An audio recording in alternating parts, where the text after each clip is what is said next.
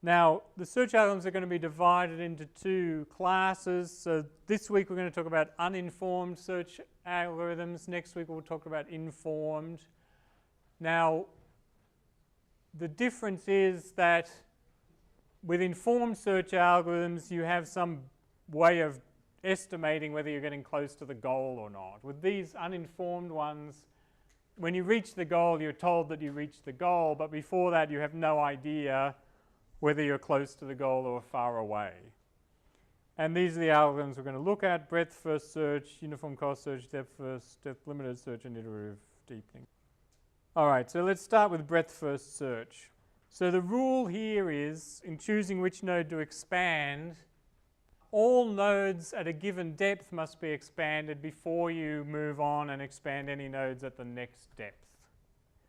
So this is a very systematic way of exploring. So we start in Arad, and from Arad we can get to Zerin, Sibiu, or Timisoara, and then we have to expand all three of these nodes before we move on to the next level of nodes. So we expand the root, and then we expand all the nodes that were one step away from the start, and then we expand these nodes one by one.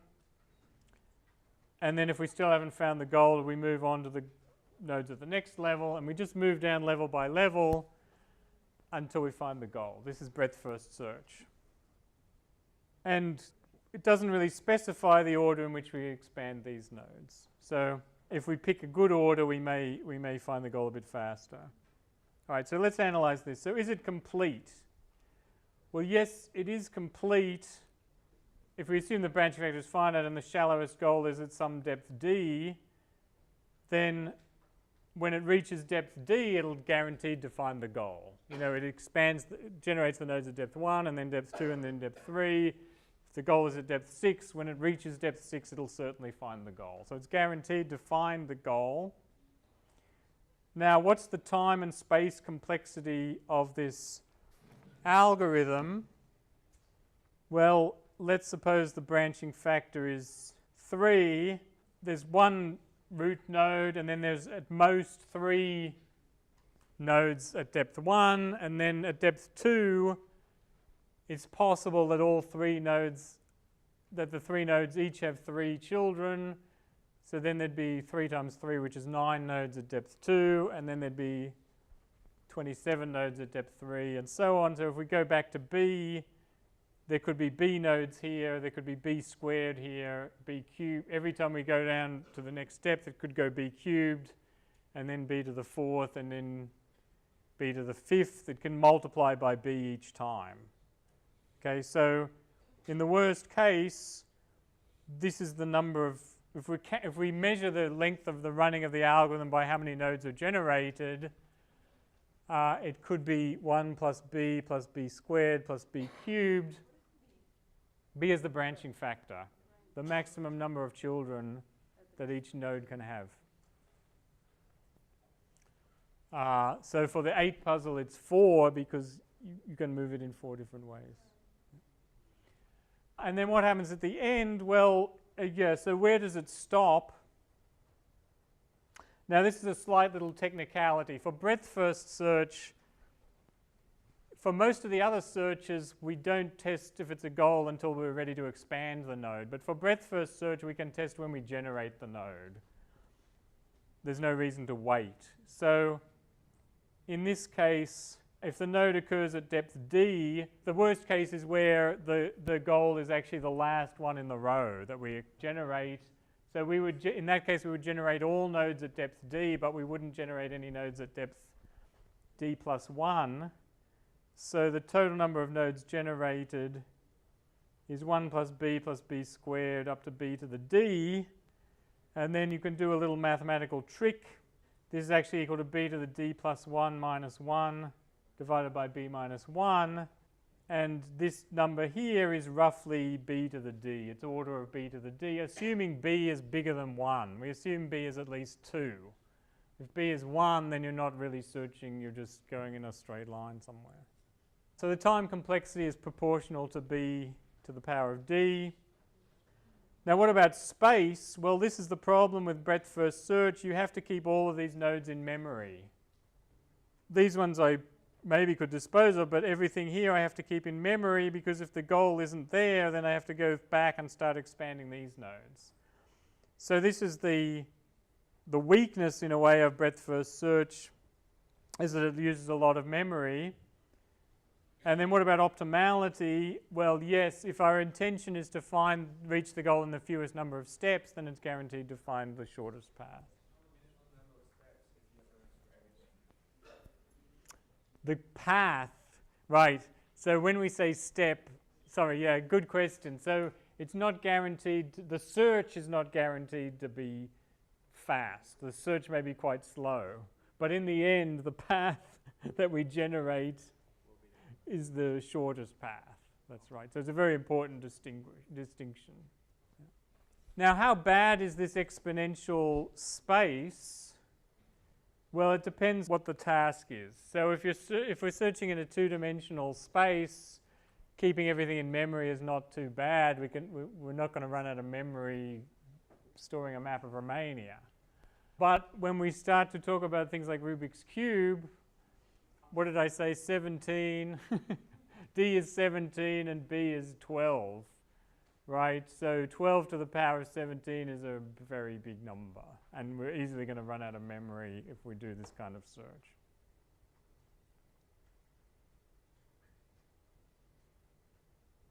Okay, so any questions about this?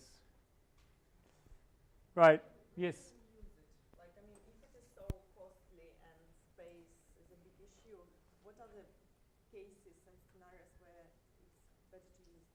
Good question. So when is it best to use breadth first search? Well, in these low-dimensional searches, like a maze or a graph, a two-dimensional graph, then it's best to probably use breadth first search. You're not going to get much benefit from these more sophisticated searches. In other words, if the branching factor is low, if the branching factor is only 2 or 3, then it's probably okay to use this. When the branching factor gets big, that's when the other searches become better. This is a very good question. Yeah.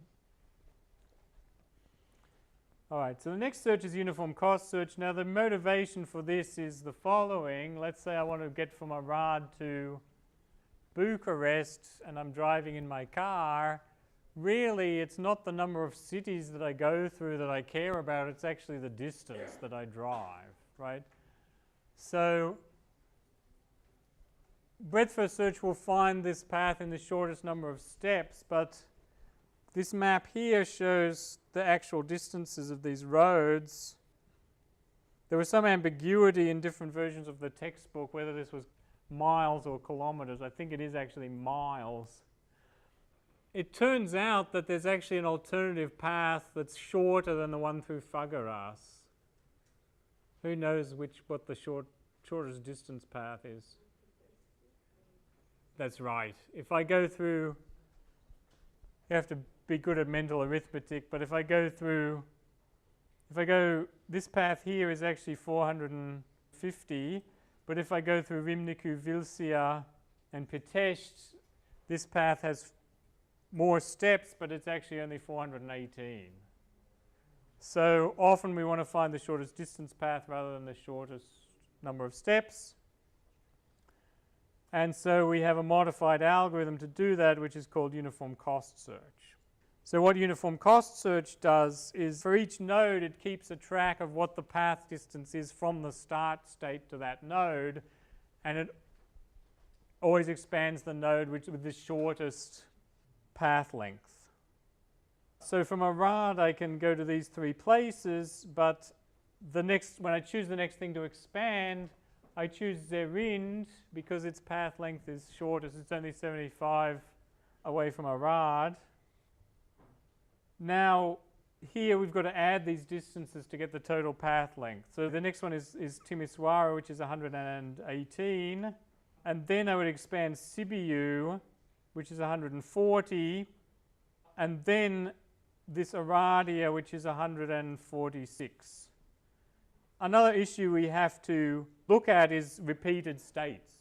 So there are 2 different kinds of repeated states that we may want to get rid of. So breadth first search, if I just go back quickly to have a look at this breadth first search, you notice a rad appears twice here, a rad zerind a rad, and in fact this is appearing on the same path.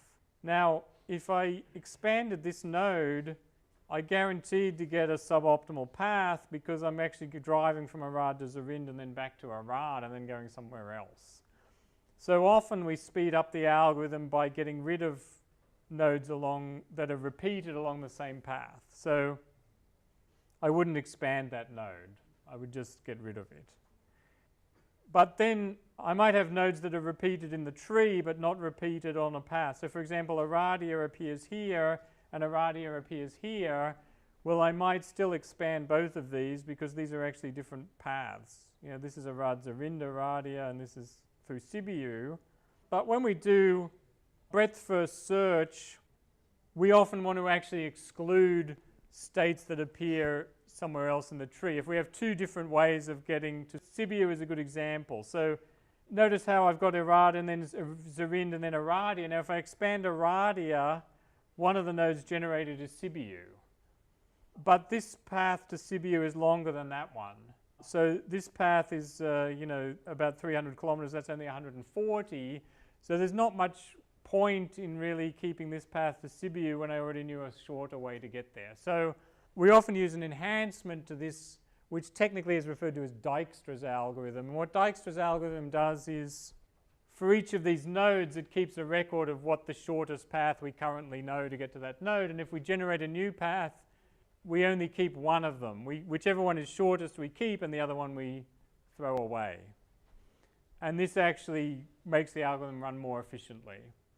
Now, the advantage of doing it the other way is you can have multiple paths. So breadth first search, if you keep these multiple nodes, it'll actually generate every possible path, non-cyclic path from a rad to Bucharest. So if we want to have all of the multiple paths, then it's better to keep the repeats. But if we only want to find one path, the best path, and we don't care about any other path, then it's more efficient to do it this way.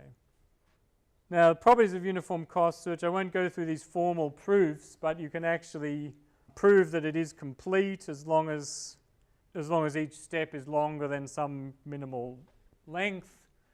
It is optimal in the sense that it's guaranteed to find the shortest distance path. In terms of the time and space complexity, well, if every path is at least epsilon, in the worst case, the path length might be the length of the optimal path divided by epsilon. So this is the best bound we can put on the time and space complexity. 3 more to go. Depth first search. Now what depth first search does is, so breadth first search kind of kept the items in a queue, and then the new items always went to the back of the queue. Now depth first search does the opposite. It puts all new items to the front of the queue. So it acts as a stack rather than a queue. Now when we do depth first search, we have to be very careful about repeated states. If states occur twice along the same path, we must get rid of them, because otherwise, in this case, we would just keep going back and forth between Arad and Zerind and never go anywhere else. So if something occurs along the same path, we must get rid of that. And then when we have a choice of paths, the algorithm doesn't really say what to choose. So the way to think about depth first search is you imagine we're actually physically moving around in the space. So we start from Arad and we think of ourselves physically walking somewhere. Well, let's say we walk to Sibiu and then we walk here and then we walk here, and eventually we either reach a dead end or we come back to some place we've already been. Let's say we're walking around in the space and we're leaving a trail as we go. So we go to Zerind and then Aradia and then down to Sibiu, and then we go back to Arad, but then we've been there before. So we have to put a little marker there to show that we've explored that path and it led to a dead end. And then we look for somewhere else. So we may go down through Craiova, and then let's say we explore this back to Arad, and then we put a little marker saying we've explored this. So it's sort of like we're walking around in the space, and we're leaving this kind of red thread as we walk, and we're also leaving little markers showing where we've explored before. And the advantage of this is we don't have to keep all of the nodes in memory. The only nodes we have to keep in memory are the path that we're currently exploring, which is shown in red, and we have to remember the children of all the nodes that are along that path, because in each case we have to remember which ones we've explored. So I have to remember that I explored this path here, and that path there, and that path there, and if I had to back up to Sibiu, I would remember that I'd gone down that path, so I would choose some new path that I hadn't gone down. So you've got to, for each child, you've got to remember whether you've followed that path or not. But depth first search can find a crazy path. It doesn't necessarily find the optimal one. Let me try to show this on a maze, because I think it might be a bit more tangible. Okay, so let's suppose I generate a graph maze, and then I want to do depth first search. This is the way it goes. So it just randomly wanders around, but the yellow indicates places it's already explored, and the pink is the path that it's currently exploring. And the goal state in this case is that node in the bottom right-hand corner. Now, if I run it again, I think I asked David to update this so that it wouldn't necessarily follow the same path each time. I think he's managed to do it. So this is another run of depth first search on the same maze. And notice that the path cost can be quite long. So here the path is 563. Now, if we want to find the optimal path, we can try breadth first search on the same maze. And you can see it's a little bit slow because it's up. So all the pink dots represent leaves of the tree.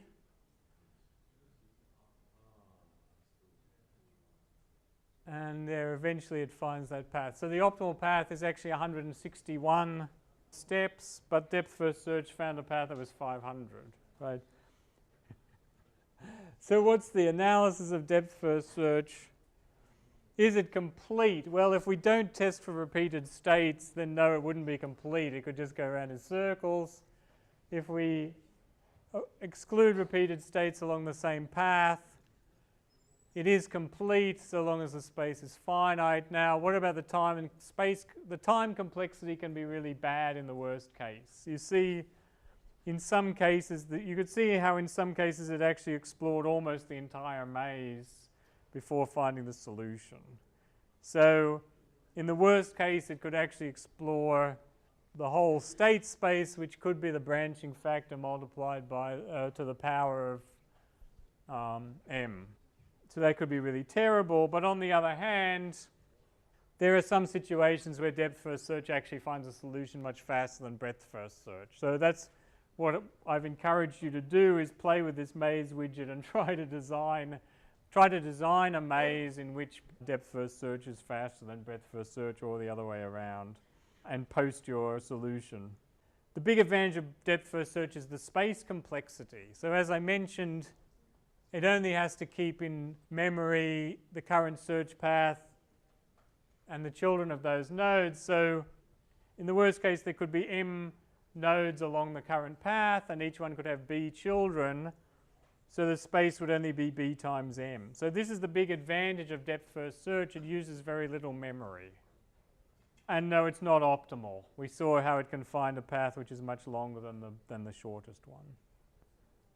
All right, so the story so far. So we've got breadth first search is good because it finds the optimal path, but is bad because it uses up a lot of memory.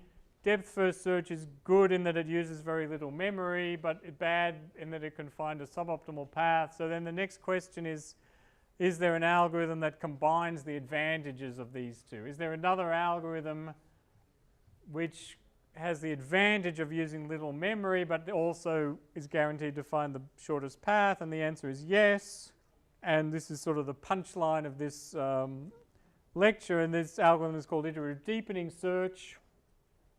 And this is how iterative deepening search works. It does a series of depth-first searches to limited depth. So I start by just, well, technically at depth 0, I just test to see whether the initial state is the goal, but it's not.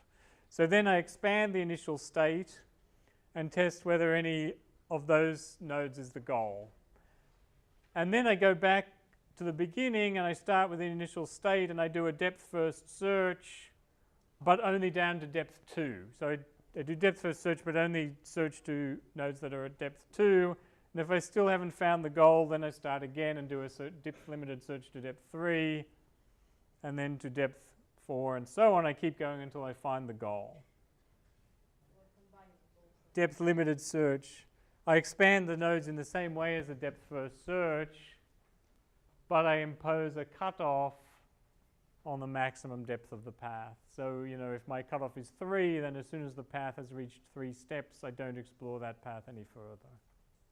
You do a series of depth-first searches, but each one you stop when you get a certain number of steps away from the start node. So it's a series of depth-limited searches. So let's look at the properties of iterative deepening search. Is it complete? Yes, it is complete, because if the goal is at depth D, when it does the depth-limited search to depth D, it'll search all nodes to depth D until it finds the goal. Now the time complexity, now actually for these mazes, iterative deepening search is not so good because the branching factor is so small. It doesn't give you that much benefit, but it actually will give a big benefit when the branching factor is large. So why is that the case? Well, so if we did a depth limited search, let's suppose we know in advance. Let's suppose a little bird whispered in our ear and told us that the goal was at depth D. So then we could just directly do a depth-limited search up to depth D and we'll find the goal. And this is the number of nodes, the maximum number of nodes we would generate in that case. We would generate 1 plus b squared plus b cubed, etc. up to b to the d, which we've decided is order b to the d. Now what happens with iterative deepening search? Well, the nodes at depth D get expanded once. Remember, we're doing this series of depth limited searches, so the nodes at depth D will only get expanded once because they only get generated when we do the depth D search. Now the nodes that are at depth D minus 1, they get generated by the depth D search and also get generated by the depth D minus 1 search. So they get generated twice. And the ones at depth D minus 2 get generated 3 times, and you work your way backwards. The nodes at depth 2 get generated D minus 1 times, the nodes at depth 1 get generated D times, and the root node technically gets generated D plus 1 times. So this actually gives you an expression for the maximum number of nodes that can be expanded in a depth limited search, and as long as b is bigger than 1, this actually turns out to be order b to the d. Now, it's best to look at this using an example. So let's suppose that the branching factor is 10 and the depth is 5. So this is where we're getting into sort of Rubik's Cube territory. We said the branching factor of Rubik's Cube was 12, so this is nearly 12, this is 10. But we're assuming that we're starting quite close to the goal. So let's suppose we're not in just a random state, but we're actually only 5 moves away from the goal. Now, if someone told us that we're 5 moves away from the goal, we could do a depth-limited search to depth 5. And this is the number of nodes we'd expand, 1 plus 10 plus 100 plus 1,000 plus 10,000 plus 100,000, so that's 111,111 nodes. Now, if we didn't know that the goal was at depth 5, but we just searched to depth 1 and then 2 and then 3 and then 4 and then 5, it turns out that this is how many nodes we'd generate. So this, as I said, the the 100,000 nodes at depth 5 get generated only once. The 10,000 nodes at depth 4 get generated twice. The 1,000 nodes at depth 3 get generated 3 times, and so on. So when you add all this up, you get 123,456.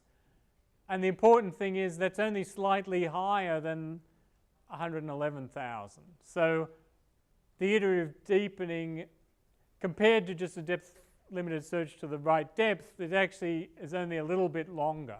Those earlier searches don't take up much of the time because most of the search is concentrated at the leaves. That last search to depth D takes up the vast bulk of the time. The other searches only add 11% to the search time. Okay, let me just summarize this and then we'll take a break. So bidirectional search I'll leave until next week. But the problem with all of these searches is that they search equally in all directions. So if you look at breadth, let's look at breadth first search again. You see how it searches equally in all directions. It just expands out equally in all directions because it has no idea where the goal is. It has no idea whether it's close to the goal or not. And so it's guaranteed to find the shortest path, but in doing so, it explores every single path that's shorter than the one to the goal, right? Now, if it's a two-dimensional maze, we don't worry about it. But if you think about this in terms of Rubik's Cube, if I wanted to solve Rubik's Cube by breadth first search, and I start in a position that's 15 moves away from the goal, it would find that short path, but in doing so, it would explore every possible position that can be reached in 15 moves, right? Which could be 12 to the power of 15. It's a really, really big number. So it's expanding out equally in all directions and doing so in a very high dimensional space and generating an exponential number of nodes, which is I'm going to run out of either space or time. In breadth first search, I'll run out of space. Iterative deepening search, I'll run out of time and won't find the answer. So what we're going to look at next week is algorithms which can estimate how far they are from the goal, and then they will kind of direct the search to try to favor nodes that they think are closer to the goal. So instead of expanding equal in all directions, the search will be kind of targeted towards the goal, and we'll see that those searches will be able to solve these problems much faster.